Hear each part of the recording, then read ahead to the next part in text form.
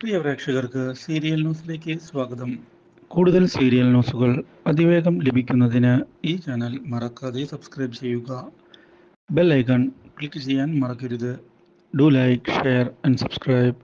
എത്രയും പെട്ടെന്ന് തന്നെ ദുർഗാദേവിയെ കണ്ടെത്തണം എന്നുള്ള തീരുമാനമെടുത്തുകൊണ്ട് ശാരിക മുന്നിലേക്ക് പോയിരിക്കുകയാണ്.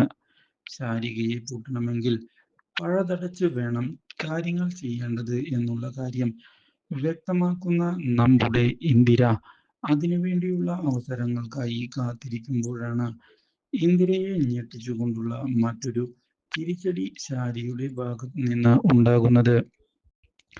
ഒടുവിൽ ഇന്ദിരയുടെ കസ്റ്റഡിയിൽ നിന്ന് നമ്മുടെ ദുർഗാദേവി രക്ഷപ്പെട്ടിരിക്കുകയാണ്.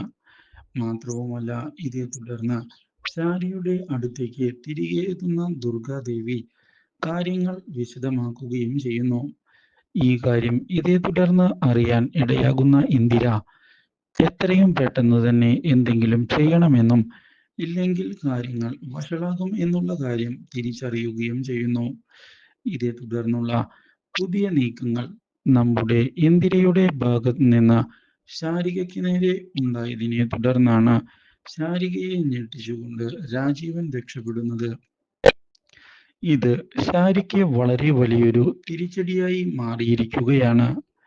ഇതേസമയം നമ്മുടെ രാഖിയാകട്ടെ ഒടുവിൽ ഇന്ദിരയെ കുറിച്ചുള്ള സത്യങ്ങളെല്ലാം മനസ്സിലാക്കുന്നു.